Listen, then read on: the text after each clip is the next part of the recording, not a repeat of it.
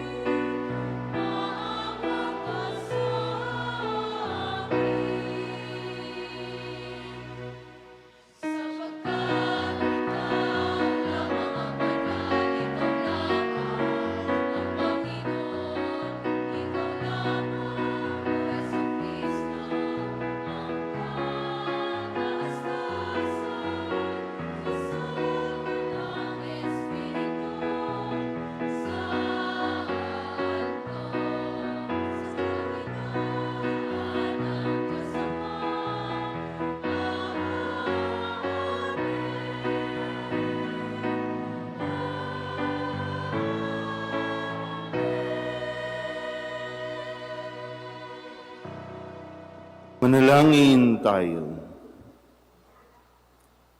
Ama naming makapangyarihan, pinagkalooban mo kami ng ulirang hugaran ng angkan na sina Jesus, Maria at Jose, ang mag-anak na banal. Sa pagtulad namin sa kanilang mabuting pagsusunuran, kami naway magkamit ng walang maliw na kaligayahan sa pamamagitan ni Jesucristo kasama ng Espiritu Santo magpasawalang hanggan. Amen.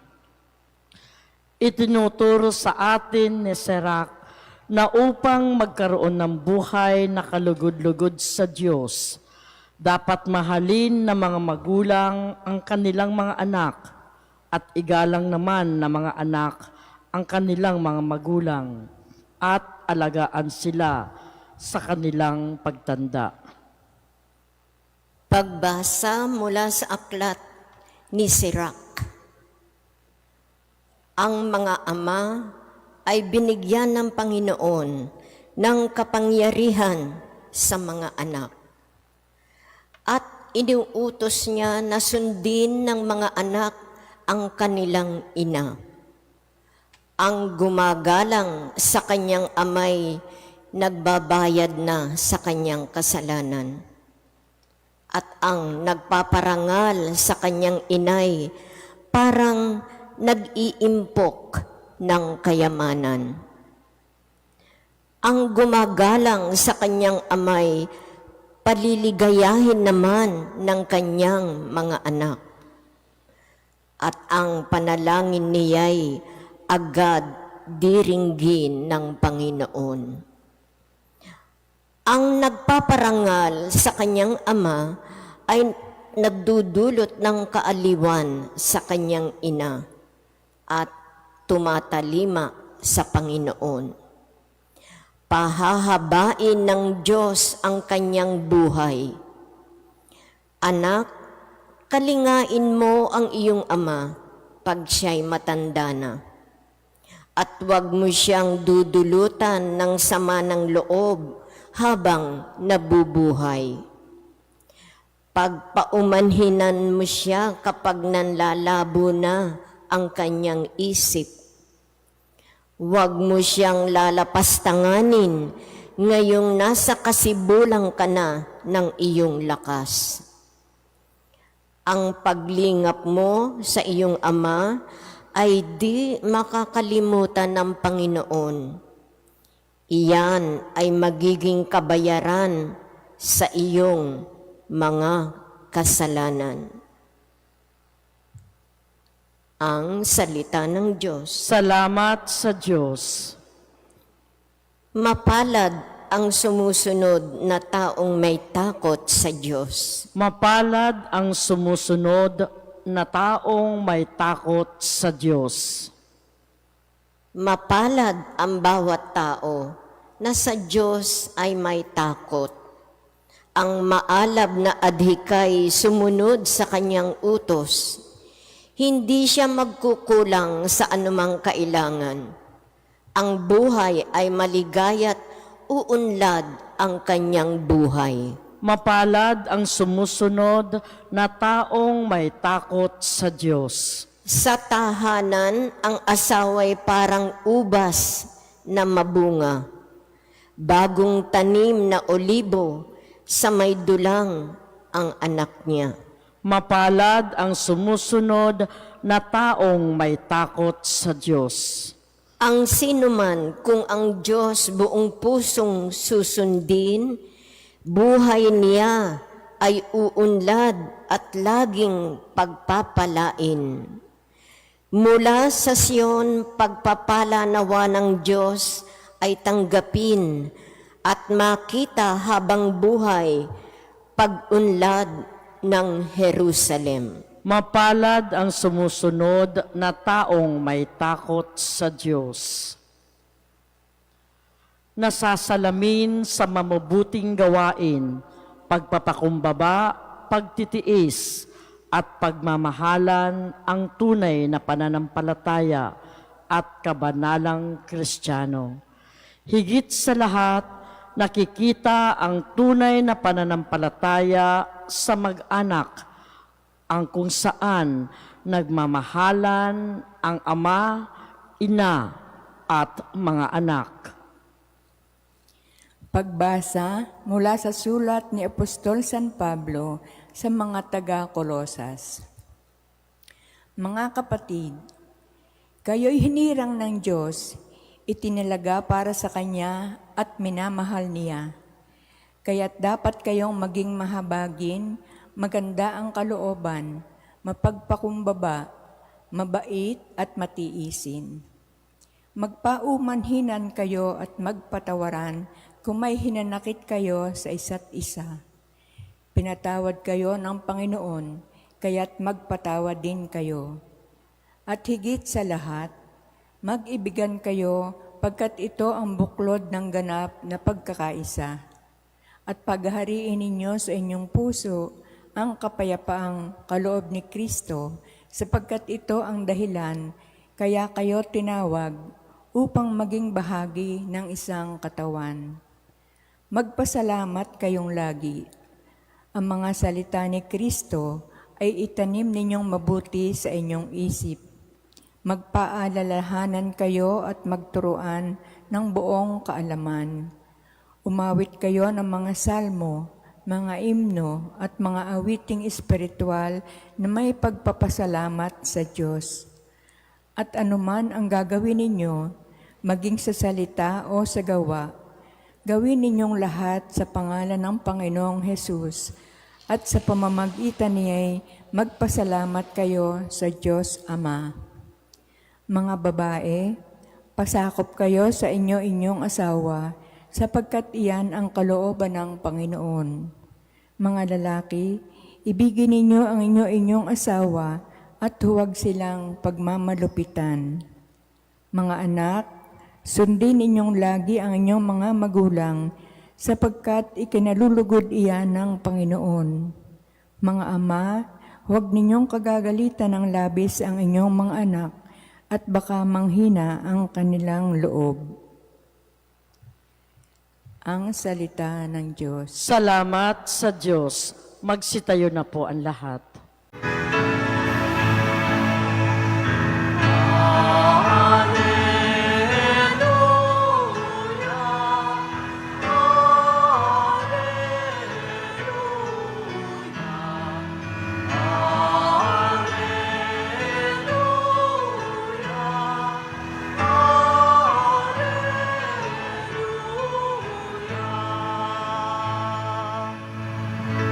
Sa daigdig ay laganap,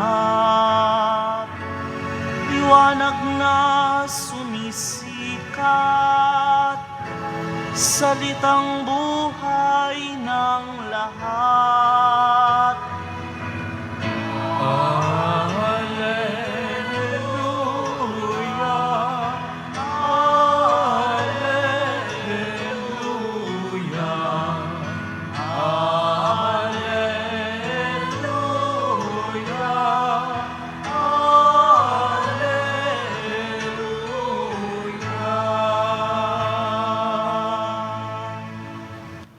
Sumainyo ang Panginoon. At sumaiyo rin. Ang mabuting balita ng Panginoon ayon kay San Lucas. Papuri sa iyo, Panginoon.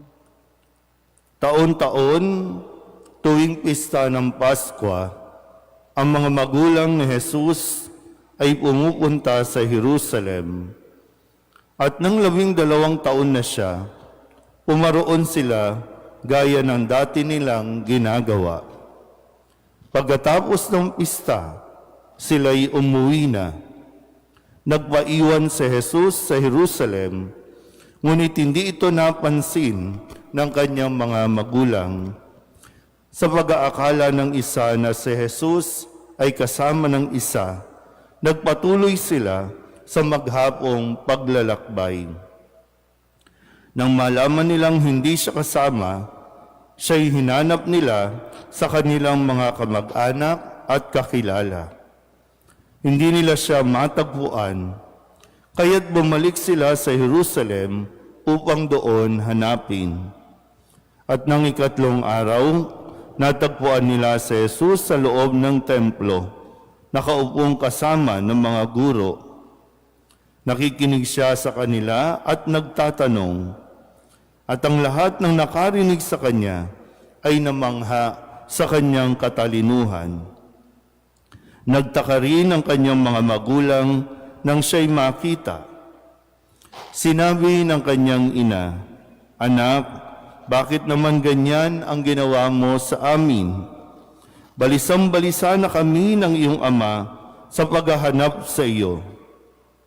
Sumagot siya, "Bakit po ninyo ako hinahanap? Hindi ba ninyo alam na ako'y dapat na nasa bahay ng aking ama?" Ngunit hindi nila naunawaan ang pananalitang ito. Pumaroon sila gaya ng dati nilang ginagawa. Pagkatapos ng pista, sila'y umuwi na. Nagpaiwan si Jesus sa Jerusalem, ngunit hindi ito napansin ng mga magulang. At nang ikatlong araw, natagpuan nila si Jesus sa loob ng templo, nakaupong kasama ng mga guro. Nakikinig siya sa kanila at nagtatanong, at ang lahat na nakarinig sa kanya ay namangha sa kanyang katalinuhan. Siya'y umuwing kasama nila sa Nazaret at naging isang masunuring anak. Ang lahat ng bagay na ito ay iningatan ng kanyang ina sa kanyang puso. Patuloy na lumaki si Jesus. Umunlad ang kanyang karunungan at lalong kinalugdan ng Diyos at ng mga tao. Ang mabuting balita ng Panginoon. Pinupuri ka namin, Panginoong Hesukristo. Isang magandang umaga po sa inyong lahat. Merry Christmas po. At ngayon ay atin namang ipinagdiriwang ang kapistahan ng banal na mag-anak, sina Jesus, Maria, at Jose. At natunghayan din natin, noong tayo po ay nagnonobinaryo, simbang gabi, yung 4 na linggo na paghahanda natin ng Adbyento, na hindi naman naging madali, no, para kay Jose, para kay Maria, nabuuin ang kanilang pamilya. Muntik na rin silang masama sa tinatawag nating broken family. Binalak ni Jose na hiwalayan si Maria dahil si Maria ay nabuntis nang hindi pa sila nagtatalik o nagsasama. So dumaan din sila sa matinding pagsubok. Nang ipanganak si Jesus, kinailangan dalhin ni Jose ang kanyang mag-ina, mag-migrate sa ibang lugar at magsimula ulit doon sa ibang lugar na kasama ang pamilya. So ano yung naranasan natin o nararanasan, yan din ay napagdaanan o pinagdaanan na nitong banal na mag-anak. Pero napagtagumpayan kung kaya't meron tayong pagdiriwang na ito na binibigay sa atin bilang gabay. Ngayon po, kamustahin natin. Tinitinan ko po kayo at pinagmamasdan, halos lahat po tayo dito matatanda na. Kayo ng mga magulang, tumanda na din. Kamusta yung pagdiriwang ng Pasko?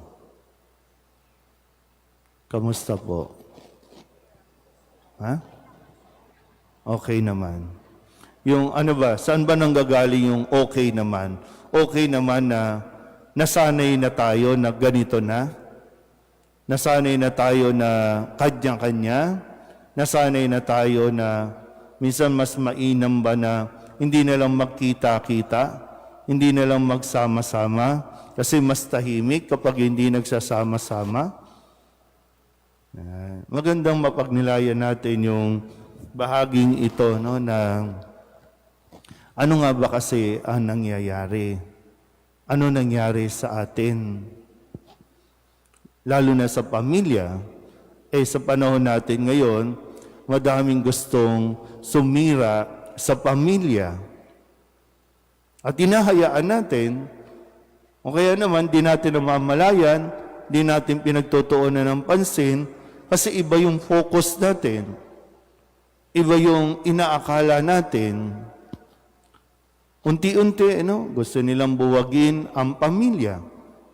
Kapag sinira mo ang pamilya, susunod yan, sira ang lipunan. Kaya maganda yung pundasyon, yung foundation ng pamilya natin, kailangan natin mas patibayin pa. Hindi pwedeng hahayaan mo na lang na ganito, na unti-unti iwahiwalay, unti-unti kanya-kanyang diskarte. At tinan niyo po, ang pinakamatingkad na dapat nating mapagnilayan sa pagdiriwang na ito ay yung, alam ba natin kung ano ang role natin? Alam pa ba sa loob ng bahay kung sino ka at kung ano ang dapat mong iasal o ikilos sa loob ng pamilya?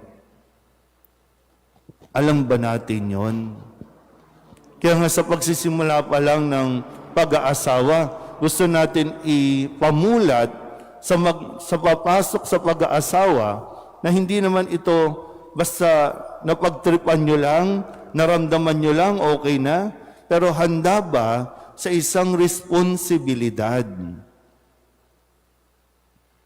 Halimbawa po, may mga kanya-kanyang role na binabanggit sa ating mga pagbasa na kung uunawain natin ng mabuti, magiging matagumpay ang pagsasama at magiging matibay ang isang pamilya kung alam ng bawat isa ang kanilang dapat na gampanan. Mga tatay, di ba, sabi sa unang pagbasa, sa ikalawang pagbasa, binabanggit din ito. Mga tatay, kayo ang binigyan ng kapangyarihan sa inyong pamilya. May kapangyarihan kayo. Pero ginagampanan ba ng tatay ang kanilang tungkulin bilang ama sa loob ng tahanan? Kaya nga sabi, di ba, binigyan kayo ng kapangyarihan at iniutos ng tatay, sundin ninyo, igalang ninyo ang inyong ina. Pero yung tatay ba na nag-uutos ay nakakakitaan ng halimbawa ng paano ba ang paggalang, paano ba ang pagrespeto sa kanilang sa kanilang ina. Kasi hindi pwedeng utos lang, igalang mo siya. Pero ang nakikita, naririnig ng mga anak sa tatay ay kabastusan o pagkawalang respeto sa kanilang nanay o dun sa babae. Umiiral ba ito o ako ang lalaki, ako ang dapat masunod? Basta inutos ko, gawin. Hindi lang kasi yung basta nag-utos Ipakita mo kung paano. Kasi kung makikita nila, pagdating ng araw, mayroon silang susundan. Anong sinabi sa mga anak? Mga anak, igalang mo ang iyong ama. Ngayon, mas malakas ka na sa tatay mo. Nagpapalit naman kasi talaga tayo ng cycle. Tandaan niyo po, kapag ang mga bata hindi mo inalagaan, pagdating ng araw, hindi ka alagaan yan. Hindi dahil sa hindi ka nila mahal, kundi dahil hindi nila alam paano. Hindi ko alam, kung nung unang panahon kasi, yung mga tatay ang nagpapalit ng lampin, ang nagpapaligo sa mga anak, ang nagpapakain sa kanilang mga anak. Kaya, pag tumanda na yung mga magulang, alam ng mga anak kung ano ang dapat gawin dahil nakita nila ito sa kanilang paglaki. Ngayon, gusto natin tularan yung ibang bansa. Kapag matandaan ang magulang, dalhin na sa home for the aged.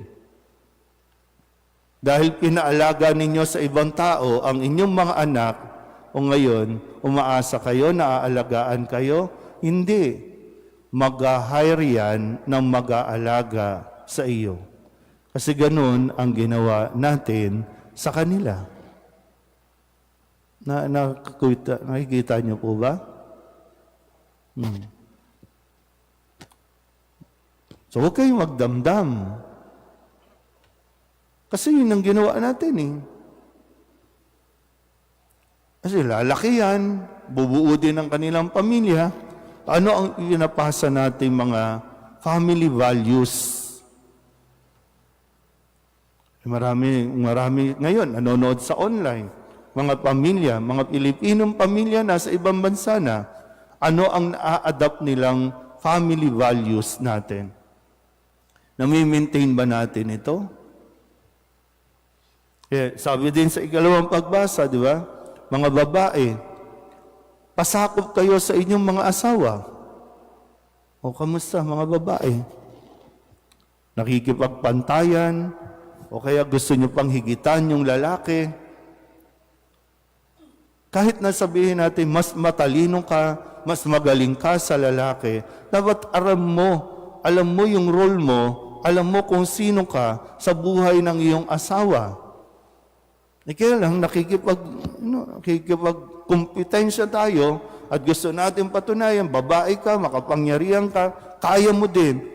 At nakakalungkot lang, no? Kaya mo kahit wala yung asawa mo. Ano na nangyayari? Mas marami ngayon, single parent. Kasi hindi maisubmit, ayaw pasakop sa asawa. Naintindihan ba natin? Kasi parang lagi tayong nagrereklamo sa Diyos, magulo yung pamilya natin, lagi tayong umaangal. Pero ayaw kasi nating gawin o gampanan ang mga kanya-kanyang role na dapat na pinoportray natin sa loob ng pamilya. Lalong-lalo na, no? Sa Ebanghelyo, ano bang nakita natin dito? Sina Maria at Jose, taon-taon, pumupunta sa templo. Taon-taon. Malinaw naman po ito, no? Taon-taon. At kasama nila ang kanilang anak na si Jesus, kahit hindi pa ito nakakaunawa. Pero pagsapit ng tamang edad, namulat na si Jesus na taon-taon ang kanilang magulang pumupunta sa templo para maghandog. Muli, ibabalik ko yung tanong kanina. Kamusta po? Lahat tayo dito, tumanda na, matatanda na. Kamusta ang inyong mga anak? Nasaan sila? Masasabi mo ba na ngayon bumabalik kayo sa inyo at masasabi nyo rin bang dahil yung mga anak ninyo ay may sarili ng pamilya, kaya hindi nyo sila kasama ngayon dahil ang kasama na nila ay ang kanilang pamilya?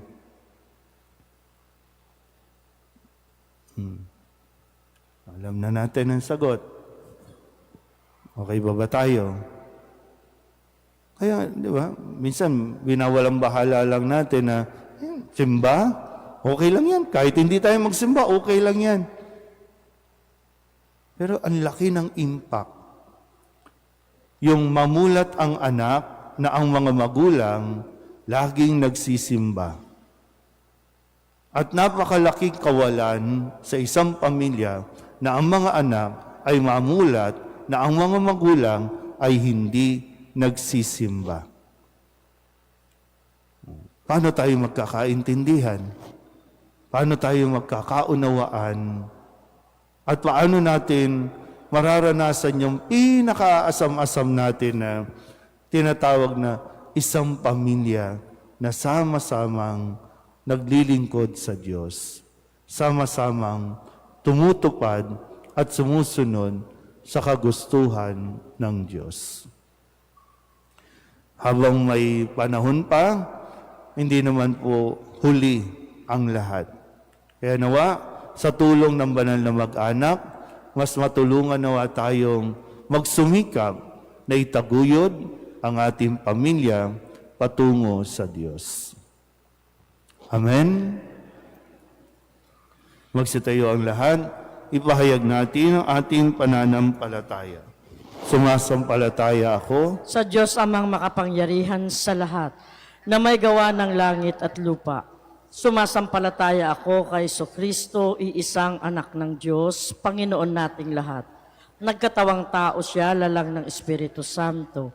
Ipinanganak ni Santa Maria Birhen, pinagpakasakit ni Poncio Pilato, pinako sa krus, namatay, inilibing, nanaog sa kinaroroonan ng mga yumao, nang may 3 araw na buhay na mag-uli, umakyat sa langit, naluluklok sa kanan ng Diyos amang makapangyarihan sa lahat.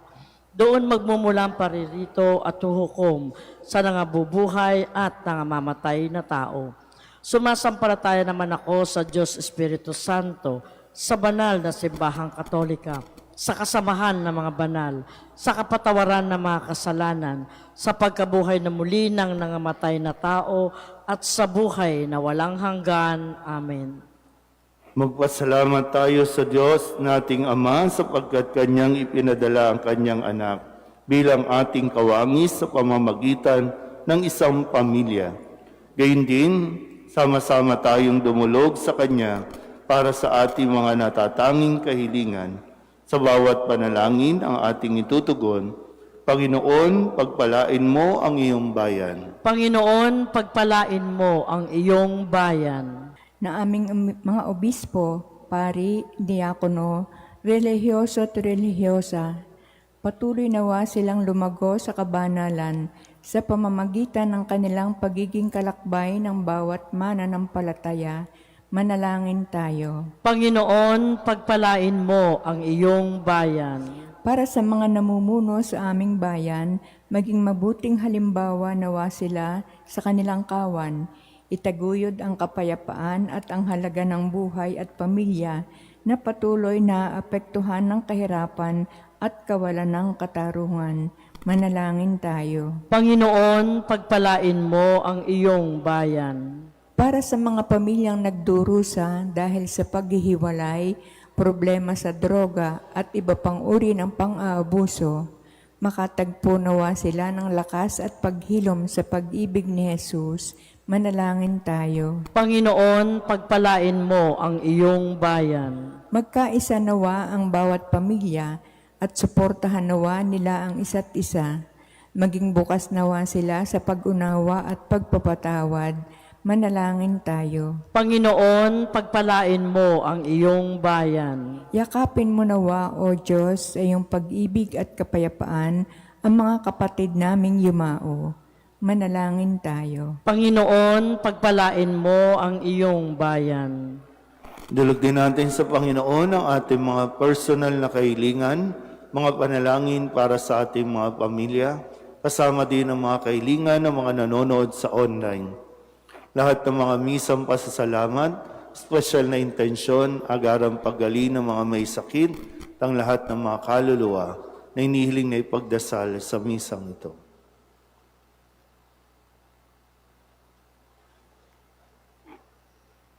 Ang lahat ng ito inihiling namin sa ngalan ni Kristong aming Panginoon. Amen.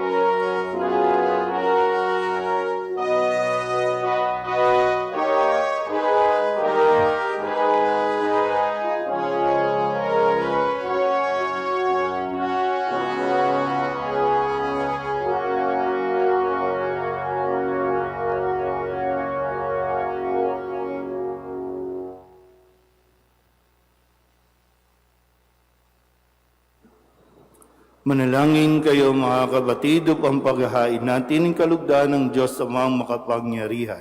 Tanggapin nawa ng Panginoon itong pagkahain sa iyong mga kamay, sa kapurihan niya at karangalan sa ating kapakinabangan at sa buong sambayanan niyang banal. Ama naming lumikha, sa pagganap namin sa hain ng pakikipagkasundo, kami naway tuwangan ng mahal na Birhen at ni San Jose sa aming pagdalangin para maging matatag ang mga mag-anak sa iyong kagandahang loob at kapayapaan sa pamamagitan ni Jesucristo kasama ng Espiritu Santo magpasawalang hanggan. Amen. Sumainyo ang Panginoon. At sumaiyo rin. Itaas sa Diyos ang inyong puso at diwa. Itinaas na namin sa Panginoon. Pasalamatan natin ang Panginoong ating Diyos. Marapat na siya ay pasalamatan. Ama naming makapangyarihan, tunay ngang marapat na ikaw ay aming pasalamatan sa pamamagitan ni Jesucristo na aming Panginoon. Dating lingid sa amin naging hayag na kapiling, dating kapiling mong ngayon naging kapwa namin. Sa amin ay nakikisama siyang mabuti upang sa piling mo ay maitampok niya kami. Ang sangkatauhang nawalay sa iyo noon ay kanyang ipinipisang muli sa iyo ngayon upang ang napinsala noong sanlibutan ay magkaroon ngayon ng bagong kaayusan. Kaya kaysa ng mga anghel na nagsisiawid ng papuri sa iyo nang walang humpay sa kalangitan, kami nagbubunyi sa iyong kadakilaan.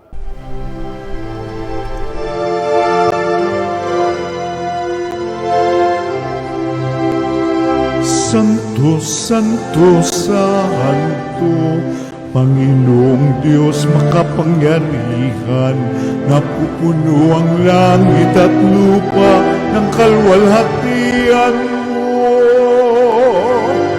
Hosana sa kaitaasan, pinagpalang na paririto sa ngalan ng Panginoon. Hosana sa kaitaasan.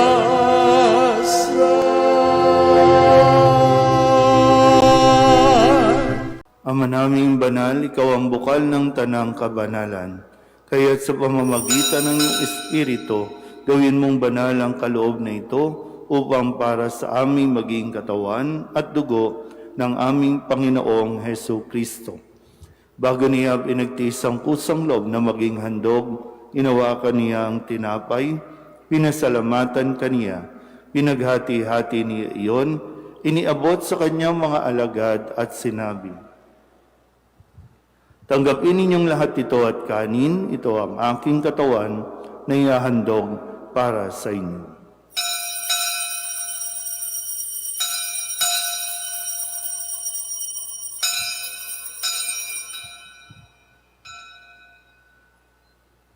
Gayun din naman nang matapos ang hapunan, inawakan niya ang kalis, muli kaniyang pinasalamatan. Iniabot niya ang kalis sa kanyang mga alagad at sinabi, "Tanggapin ninyong lahat ito at inumin. Ito ang kalis ng aking dugo, ng bago at walang hanggang tipan. Ang aking dugo na ibubuhos para sa inyo at para sa lahat sa kapagpapatawad ng mga kasalanan. Gawin ninyo ito sa pag-alaala sa akin."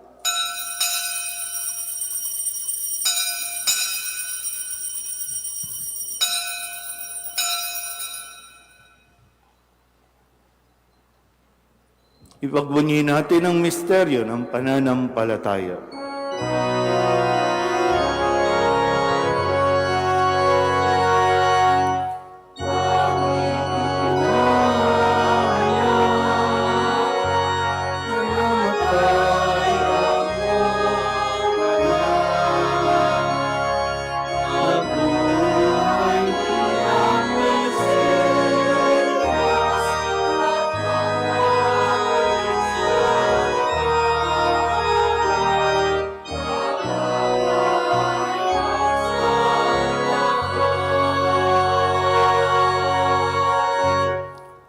Ama, ginagawa namin ngayon ang pag-alaala sa pagkamatay at muling pagkabuhay ng iyong anak.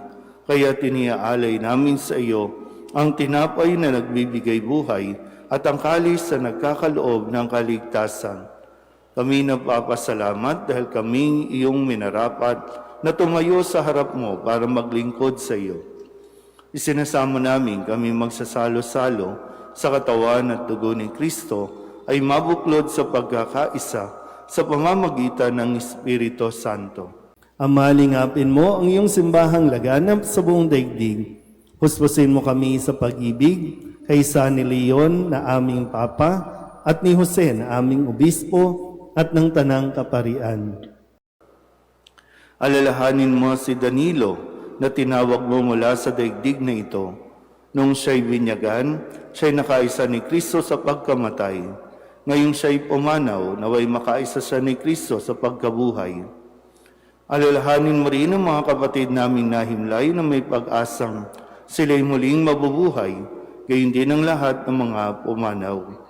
Kawaan mo sila at patuloyin sa iyong kaliwanagan. Kawaan mo at pagindabating kaming lahat na makasalo sa iyong buhay na walang wakas. Kaysa ng mahal na Birhen Maria na ina ng Diyos, ng kabiyak ng puso niyang si San Jose. Kaysa ng mga apostol at ng lahat ng mga banal na namuhay dito sa daigdig ng kalugod-lugod sa iyo, may pagdiwang nawa namin ang pagpupuri sa ikararangal mo sa pamamagitan ng iyong anak na aming Panginoong Heso Kristo. Sa pamamagitan ni Kristo, kasama niya at sa Kanya, ang lahat ng parangal at papuri ay sa iyo, Diyos amang makapangyarihan, kasama ng Espiritu Santo, magpasawalang hanggan.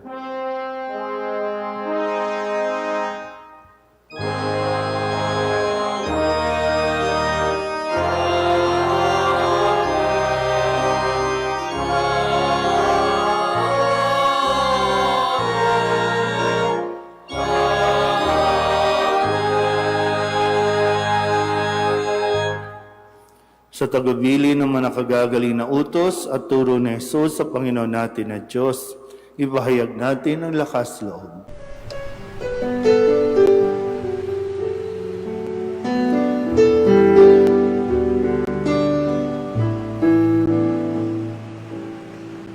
Ama namin, sumasalangit ka, sambahin ang ngalan mo, mapasamin ang kaharian mo, sundin ang loob mo, dito sa lupa para ng sa langit. Bigyan mo po kami ngayon ng aming kakanin sa araw-araw at patawarin mo kami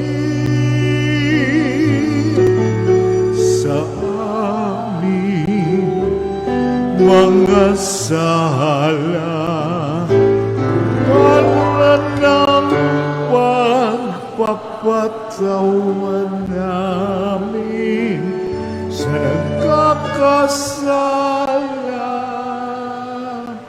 sa amin, at huwag mo kaming ipagdulot sa tukso, at yadya mo kami sa lahat ng masama. Hinihiling namin kami iadya sa lahat ng masama, pagkalooban ng kapayapaan araw-araw, iligtas sa kasalanan at ilayo sa lahat ng kapahamakan, samantalang aming pinananabikan ang dakilang araw ng pagpapahayag ng tagapagligtas naming sa Yesu Kristo. Sapagkat iyo ang kaharian at ang kapangyarihan at ang kapurihan, magpakailanman. Amen. Panginoong Heso Kristo, sinabi mo sa iyong mga apostol, Kapayapaan ang iniiwan ko sa inyo, ang aking kapayapaan ang binibigay ko sa inyo. Tunghayan mo ang aming pananampalataya at huwag ang aming mga pagkakasala. Pagkalooban mo kami ng kapayapaan at pagkakaisa ayon sa iyong kalooban, kasama ng Espiritu Santo, magpasawalang hanggan. Amen. Ang kapayapaan ng Panginoon ay laging sumainyo. At sumaiyo rin. Magbigayan po tayo ng kapayapaan sa isa't isa.